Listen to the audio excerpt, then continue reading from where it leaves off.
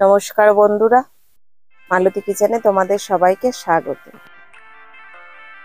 আজ চলে এসেছি দেখো কুমড়ো নিয়ে, বিশাল বড় কুমড়ো। আজকে কুমড়ো দিয়ে রুই মাছ দিয়ে করব। এবার দেখো আমি কুমড়োটা কোথা থেকে পেলাম, চলো তোমাদের দেখাই। তো আমি উঠে যাচ্ছি ছাদে। এই যে আমাদের ছাদে আমি তোমাদের আগের ভিডিওতে দেখিয়েছিলাম কুমড়ো পাতার ভর্তা, তখন কিন্তু কুমড়ো হয়নি, ধরছিল না বলেছিলাম। কিন্তু একটা আড়ালে একটা কুমড়ো হয়ে আছে, আমরা নিজেরাই বুঝতে পারিনি। এক কোণে একটা কুমড়ো হয়েছিল, যখন গাছটা মারা যায় এই জলের জন্য, তখন বুঝতে পারি যে একটা কুমড়ো হয়েছে। দেখো কুমড়োটা বিশাল বড় কুমড়ো, একদম ফাঁকের মধ্যে আছে, তুলতেই পারছি না, এত ভারী, 7 থেকে 8 কেজি ওজন হবে। আর এখানে কাপড় দেওয়া ছিল, সেই কাপড়ের ফাঁকের মধ্যে রয়েছে। দেখো কাপড়গুলো পচে গেছে আর গায়ে কিরকম জড়িয়ে জড়িয়ে আছে। দেখো বিশাল বড়, বাবারে বাবা।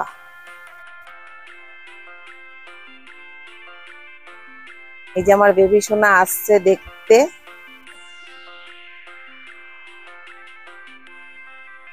এই এক পিসি কুমড়ো হয়েছে।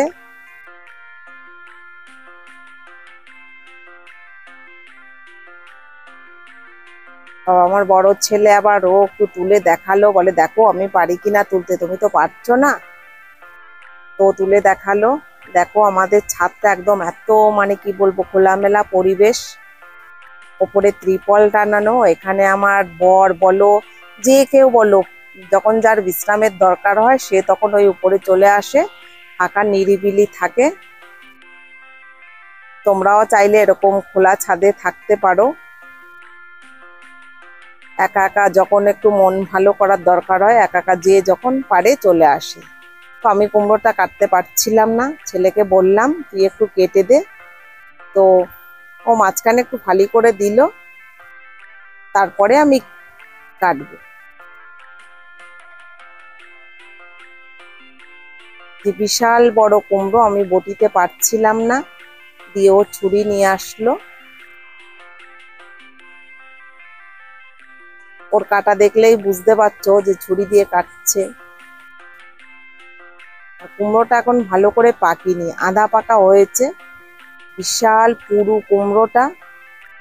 তো পিস পিস করেও দিয়ে দিল, বললো এইভাবেই করো। দেখো কুমড়ো দেখলেই বুঝতে পারছো যে এখনো কাঁচা আছে কুমড়োটা। আজকে কুমড়ো দিয়ে রুই মাছ দিয়ে ঝোল করবো।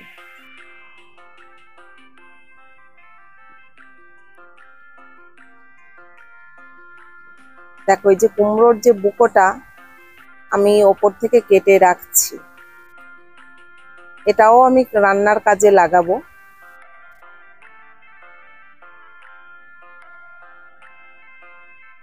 কুমড়োটা একটু ছুলে নিচ্ছি প্রথমে।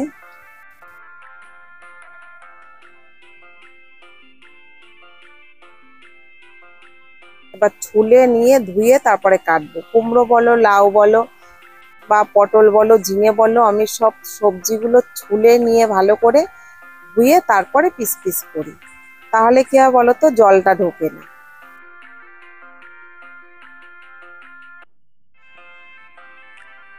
এবার বেশ ডুমো ডুমো করে পিস করে নিচ্ছি।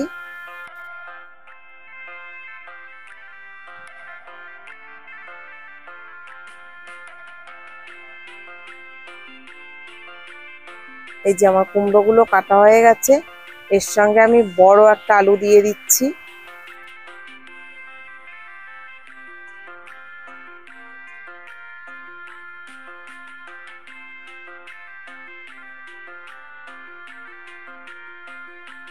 আর এই যে কুমড়োর বুকোগুলো রয়েছে, এটা পরের রেসিপির জন্য থাকলো। এই যে আমি রেখে দিচ্ছি, আমি পরে তোমাদের একটা রেসিপি করে দেখাবো। আর এখানে দেখো মাছটা খুব বেশি বড় না, ছোট ছোট মাছ। আমি বলেছিলাম একটু ছোট মাছ আনতে, তো ছোট মাছই নিয়ে এসছে। এই কুমড়ো দিয়ে খুব বড় রুই মাছ ভালো লাগবে না, একটু ছোট রুই মাছ হলে ভালো লাগবে।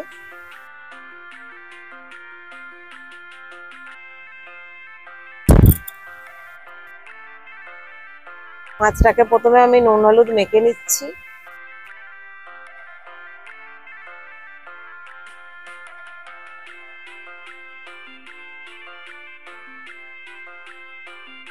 এই যে মাছগুলো এবার তেলের ওপরে দিয়ে দিচ্ছি।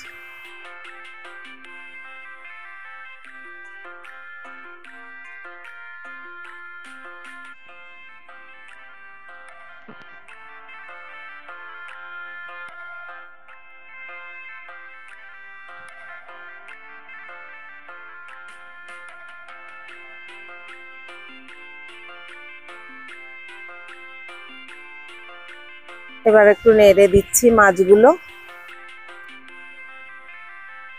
মাছগুলো ভাজা হয়ে গেছে, সব মাছগুলো তুলে নিলাম।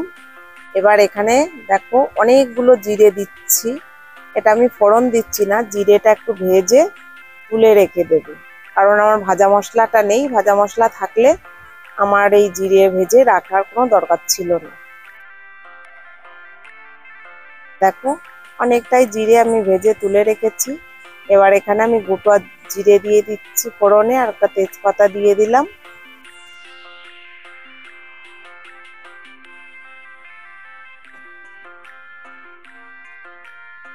প্রথমে আমি আলুটা একটু ভেজে নেব, কারণ কুমড়োটা তাড়াতাড়ি সেদ্ধ হয়ে যাবে, সেই কারণে আলুটা ভেজে নিলে তাহলে একসঙ্গে হয়ে যাবে।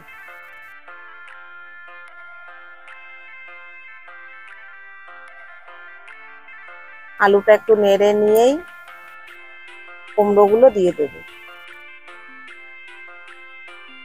যে কুমড়ো কাঁচা লঙ্কা কেটে রেখেছিলাম একসঙ্গেই দিয়ে দিলাম। এবার আর একটু ভালো করে নেড়ে নেব।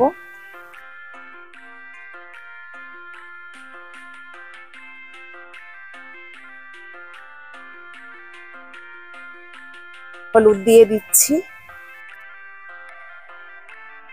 আর নুন দিয়ে দিচ্ছি। এখানে আমি আর কোনো মশলা ব্যবহার করব না, এই নুন হলুদই যথেষ্ট।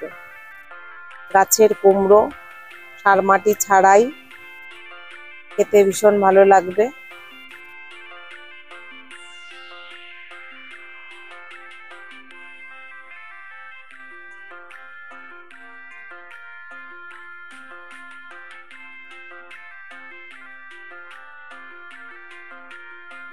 এবার আমি জল দিয়ে দিচ্ছি।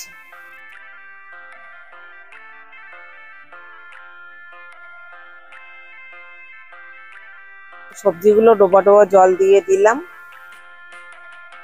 খুব অল্প ঝোল রেখেই করব। ঝোলটা ফুটে উঠেছে, এবার মাছগুলো দিয়ে দিচ্ছি ওপর থেকে।